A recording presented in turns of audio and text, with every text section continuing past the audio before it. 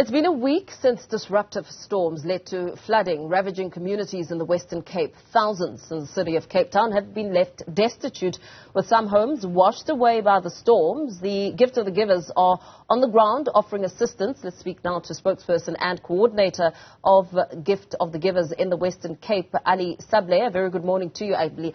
Thank you so much for your time. The storms have wreaked havoc, resulting in road closures. Talk to us about your account of how severe the storm has been on the community.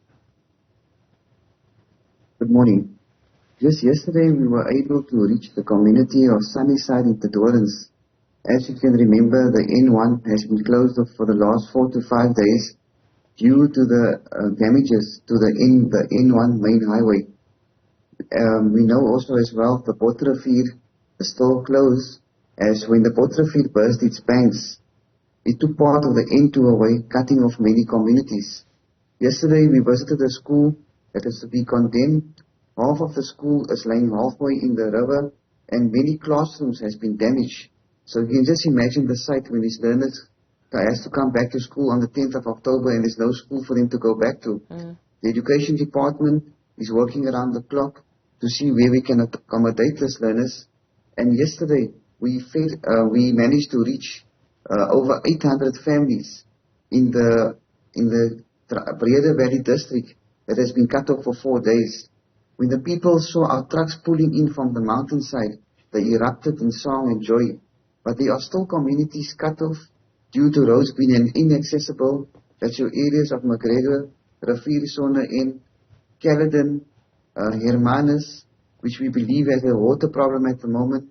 As soon as a road becomes accessible, our teams move in to assist those communities, because communication has also been lost for them due to cables being damaged and due to cell phone towers being down. But our teams are working around the clock to assist many communities around the Western Cape. Yeah.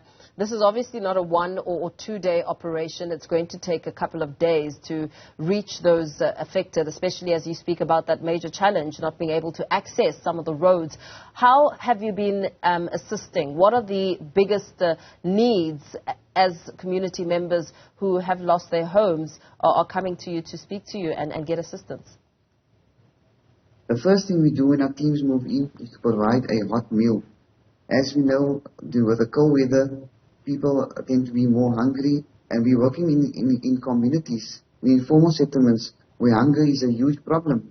Our teams are currently feeding over 10,000 meals on a daily basis. What we did was, we split our teams into 3. We had a team concentrating on the Overberg region, which was the hardest hit. We had a team working over the Cape Winelands district, and we had a team working in the local informal settlements around the Western Cape. Our plan was to, while the other areas are still is not accessible, we try to, as much as we can, to sort out the communities around the Western Cape. And with that, I'm talking with the informal settlements as Kaidisha, Guguletu, Mufaleni, Sablay, Makassar. While we're busy with Sablay, Makassar, the community, it's an agricultural area in the Western Cape. The community informed us they have to isolate the animals. The animals cannot eat the grass or drink the water that's coming down the river, as the water got contaminated with the waterworks of the sewage coming down from Kaidisha. This community could not afford to buy animal feed, and we delivered over 400 bales for the animals there as well. But as you correctly said, this operation is not going to be in a week or 2. This will take a month or so to reach out to all the affected areas. Slowly, roads are opening up. We are working very closely with the Western Cape government, with the Western Cape disaster risk management teams, with the local municipality, and of course SASSA, the social development agency, to reach out to these communities. One would assume that this means that some people may have lost personal belongings like identity documents and birth certificates. How is the Home Affairs Department assisting? The main problem at the moment is getting access to these people. All the relevant departments in government have been notified of the challenges. They are on the ground. Yesterday when we were in the Dorens, the National Department of Human Settlements was there to come see the extent of the damages and to see the damages to any, and to see the damages in the informal settlements, because they have to be relocated. There are many informal settlements along the river line, and with the rivers overspilling at the moment is posing a huge danger to them.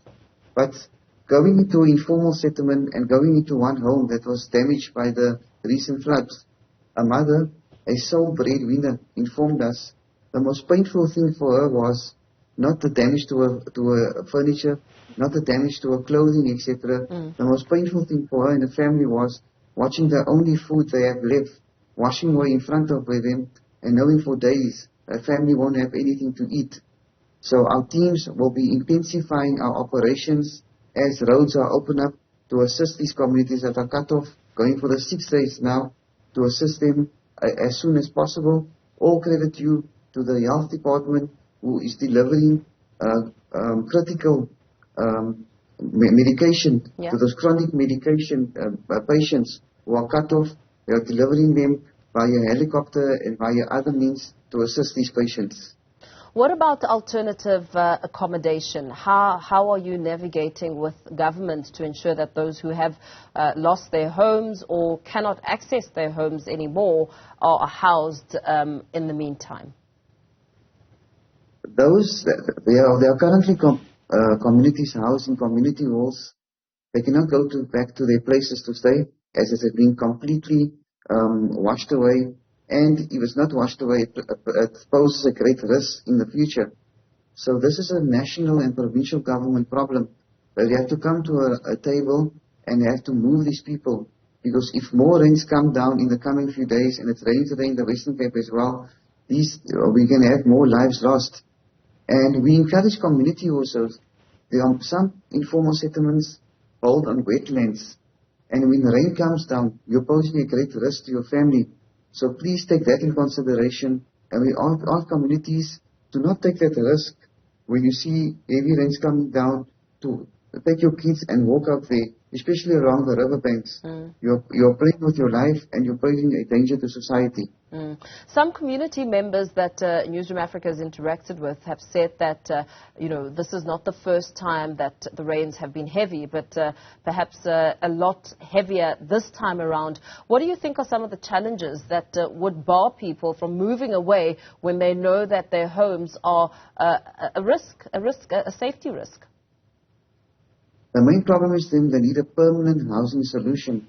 We have spoken to, we were with your teams into these communities who informed us that when this heavy rainy season, the challenges they are facing and not being heard. But with this storms currently come down, we could see the risks and the extent of the damage it played to people's lives. So we really hope that the relevant authorities come to the table and relocate these families, because some people are tired.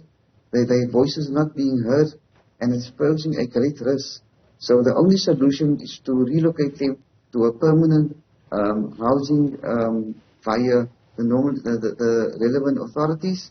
And there is many land available to build on, but the only problem for them is they're not being heard.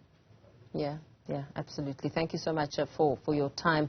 Gift of the Giver spokesperson in the Western Cape, Coordinator Ali Sablay, there speaking to the devastation and the rescue and mop-up operations out in the Western Cape, as many have been affected by those battering floods.